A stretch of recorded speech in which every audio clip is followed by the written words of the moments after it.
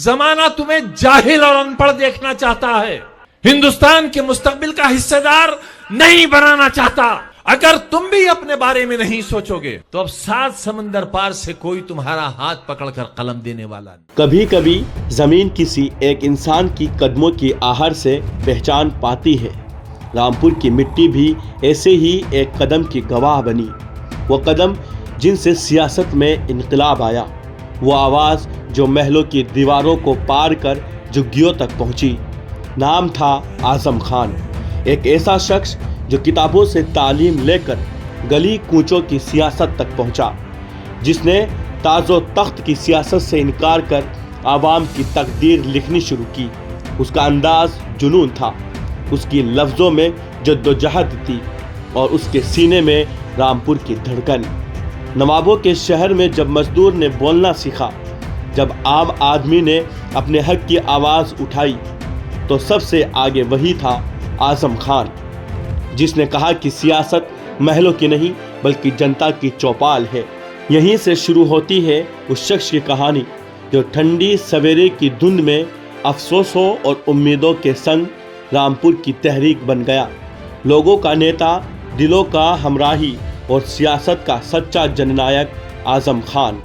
1980 के दशक की ठंडी सुबह में रामपुर की गलियों में एक आम आदमी आवाज़ बनकर निकला। नाम था आजम खान। न दरबारी न जमींदार बल्कि आम परिवार का सपूत, अलीगढ़ मुस्लिम यूनिवर्सिटी से कानून की पढ़ाई करने वाला ये तेज तर्रार नौजवान मजदूरों, रिक्शा चालकों और गरीबों के अधिकार के लिए यूनियनें बनाकर सड़कों पर उतर आया।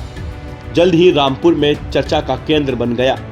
सड़कों, चौराहों, दुकानों, बाजारों और बुद्धिजीवियों की महफिलों में आजम की गूंज थी। उन्होंने नवाब खानदान की सियासी वर्चस्व को ख़त्म किया और राजनीति को जनता के बीच लेकर आए। नवाबी खानदान को रामपुर की सियासत से बेदखल कर आमजन को प्रतिनिधित्व मिला। यह बदलाव शहर के लिए क्रांतिकारी था, क्योंकि नवाब परिवार केवल कुलीन वर्ग का प्रतिनिधित्व करता था। 1980 में जनता पार्टी से पहली बार विधायक बने, फिर लोकदल, जनता दल और समाजवादी जनता पार्टी से जीत हासिल की। 1993 में सपा में शामिल होकर लगातार 6 चुनाव जीते, कभी अखबारों में तो कभी झुग्गियों के मजदूरों की सभा में।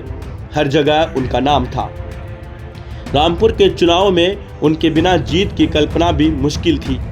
राजनीति के मिनी मुख्यमंत्री कहलाए, क्योंकि उन्होंने शहर की हर आवाज़ बुलंद की और परिवर्तन का झंडा गाड़ दिया। विपरीत परिस्थितियों में उनका दृढ़ संकल्प कभी कमज़ोर नहीं हुआ। उनकी राजनीतिक यात्रा में मुकदमे, जेल और साजिशों की भरमार थी। गरीबों के नेता पर एक एक कर 80 से ज़्यादा मुकदमे दर्ज हुए। मीडिया में उपहास बना कि मुर्गी, किताब, भैंस तक गायब हो जाए तो लोग पूछे क्या आजम का हाथ है। भारी आरोपों, जेल और परिवार के खिलाफ प्रशासनिक कार्रवाई के बावजूद उनका जज्बा और सेवा भाव बरकरार रहा। आपातकाल के दौर में जेल की अंधेरी कोठरी से शुरू हुआ उनका संघर्ष कभी रुका नहीं। टाइपिंग सेंटर चलाने वाले छोटे परिवार से निकलकर वह लगातार 10 बार रामपुर के विधायक बने, राज्यसभा पहुंचे, लोकसभा का प्रतिनिधित्व किया और अपनी पत्नी व बेटे को भी राजनीति के मैदान में उतारा। मजदूरों, विद्यार्थियों और जागरूक नागरिकों के लिए वह परिवर्तन की मिसाल बन गए। जौहर ट्रस्ट और विश्वविद्यालय की स्थापना, मजदूरों के हक और अल्पसंख्यकों की आवाज़, हर जगह की बुलंदी आजम खान के नाम रही। पर सियासत के मैदान में जीत हमेशा सरल नहीं रहती। भाजपा राज में उनके खिलाफ मामलों की झड़ी लग गई। परिवार, बेटे, पत्नी तक जेल की सज़ा मिली। साजिशें इतनी गहरी थी कि उनकी विधायकी छिन गई और पहली बार बीजेपी रामपुर में जीत गई।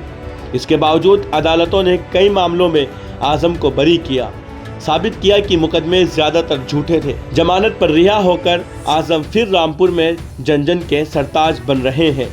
लहरें चाहे जितनी तेज़ हो, जड़ें सही हो तो पेट फिर लहलाता है। आजम खान की कहानी ये दिखाती है कि सच्चे जननेता वही हैं जो विपरीत परिस्थितियों में भी जनता के सपनों को जिंदा रखते हैं। रामपुर के बच्चे, महिलाएं, गरीब, हर कोई आजम को नेता नहीं अपने आदमी मानते हैं। रामपुर की सियासत में उनका नाम एक उम्मीद का गीत है जो बताता है कि संघर्ष में झुकना नहीं, जनता की उम्मीदों को ओढ़ कर चलना है। आज भी जब रामपुर की गलियों से उनका नाम पुकारा जाता है तो वह केवल एक नेता नहीं बल्कि बदलाव की कहानी, एक आदर्श और जनता की धड़कन के रूप से सामने आते हैं। जेल, मुकदमे, हार सभी उनके व्यक्तित्व को और प्रखर बनाते हैं। उनके द्वारा लाई गई शिक्षा, सामाजिक न्याय और संघर्ष की विरासत रामपुर ही नहीं पूरे प्रदेश के लिए प्रेरणा है। ये कहानी है उस आजम खान की जिसने नाजुक हालात में लड़कर साजिशों के अंधेरे में उजाला बनकर अपने शहर और लोगों का दिल जीत लिया। रामपुर का सच्चा जननायक।